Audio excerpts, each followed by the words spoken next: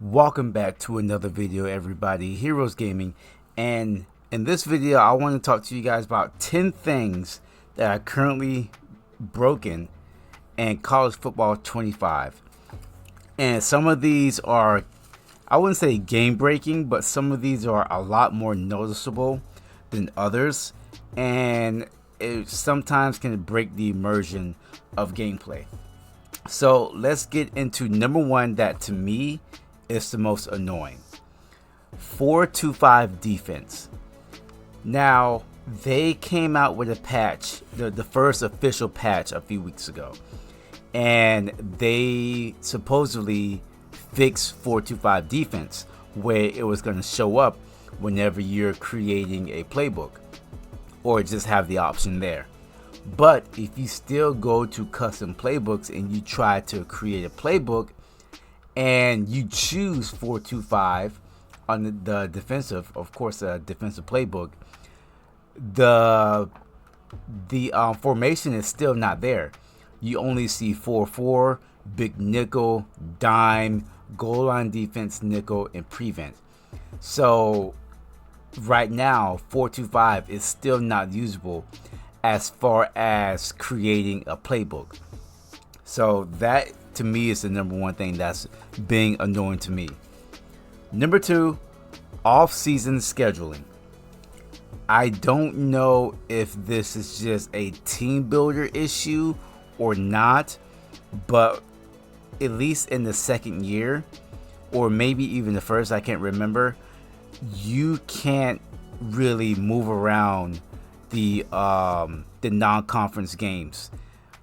You can move around maybe 2 or 3, but there's certain weeks and certain games you can't really move around. Like if I wanted to play only 11 games in my season, I can't do it. I had to play 12 or more games, which only leaves me about 3 bye weeks in a season. I don't know if that has something to do with us moving around teams in the conferences and have certain teams on the East and the West, or the amount of teams that we play in a conference each year or not, but that's still not working. So if somebody knows a fix to that, please let me know down in the comment section. And also, if you guys know any other things that are broken, also please put that down in the comment section. Number 3, defensive pass interference. I recently put this slider at 99, and I have yet to be called or have that called on me.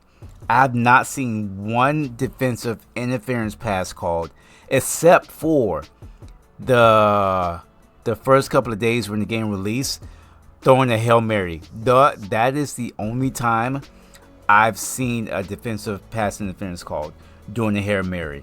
And I thought that was broken, but I haven't had to throw a Hail Mary since, so I don't know if that still get called. But that's the only time I've seen that flag thrown. It was on Hail Marys. Any other time, I've not seen it thrown. I don't know if I have to do the inverse, like fumbles. The higher you put fumbles, the less you fumble, and the lower you put fumbles, the more you fumble. I don't know if that is going to work the same way with defensive pass interference this year, but I'm probably going to try that out in my next season coming up. Next, roughing the kicker. And I know a lot of people have ran into this issue. Your gunner on either the left or the right, every time you guys go to receive a punt, it doesn't matter if you're going to block the punt or you're just going to return it for a normal return. They're going to come off the corners and they're going to dive and they're going to run right into the punter for the penalty every single time. And if you have that penalty on, and if you don't click on that gunner in time to make him not dive, he's going to run to the punter every time for the flag. So I have that penalty turned off until they come out with a new patch and it's fixed. Next, team builder team. Your team builder team, the end zone logo in the bowl game is non-existent. I played in 2 bowl games so far, and the end zone for my team is always blank. It has my team colors and then nothing else, while the other team has their normal team logo and colors and all of that stuff. So that's not been working for me also, and I'm guessing we're gonna have to wait for a patch to come out and fix that. And then another thing where I just noticed this past season, whenever my team got into the top 25, whenever the update is coming either in game, I think that's the only time I've noticed it in game, where they're showing you the top 25 teams. My team was ranked we were ranked in the 20 somewhere, and instead of showing my team's name, it was just blank. It wasn't really blank, it just had the dashes where my team's name should have been and where my record should have been. It just had dashes. So that needs to be updated also. That's broken. So if you have a team builder team and you're ranked in the top 25, it's not going to show your team. And one thing that is also an annoying thing to me that I have to do every time is the depth chart reorder glitch. I don't know if this is the same in Madden, but at least it's here in College Football 25, where let's say at the beginning of the season, you redshirt your players and you get all that out the way. You get everything figured out. You reordered your depth chart to how you want it. Everything is perfect. And then you realize, oh no, wait, I don't want to redshirt that person. Or wait, I want to redshirt that person. And then you go and you redshirt them, or you take them off redshirt.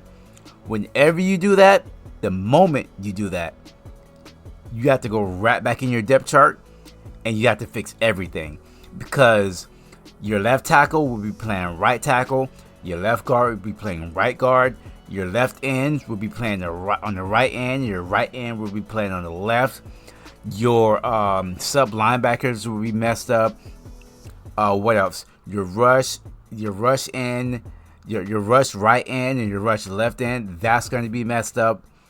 Everything that you fixed previously to redshirty or taking somebody off redshirt that you made, it's all been reverted. So every time you touch that feature, you have to go back and you have to fix everything in your depth chart the way you had it before. So just keep in mind that whenever you reorder your depth chart, you have everything the way you want it. You write everything down, or you take a picture, or you know who you have where, because somewhere in the season or towards the end of the season, you're going to want to get some of those freshmen some playing time, because you can play freshmen, or you can play anybody up to 4 games, and then they can still keep their red shirt. So you're going to want to take some of those players off a red shirt. So just keep in mind that once you do that, you're going to have to go and fix your depth chart to the way you had it before. And then last but not least, it's not really nothing that really bothers me much, but it's just something that I noticed, is the bottom score ticker. Sometimes that'll be blank, and I only notice it sometimes when they're talking about a score that's happening, and then I'll look down and I don't see the 2 teams that they're talking about, so I'll have to press pause and then come back into the game, and then it'll finally show up. But those are the 10 things that I've noticed that are broken in the game.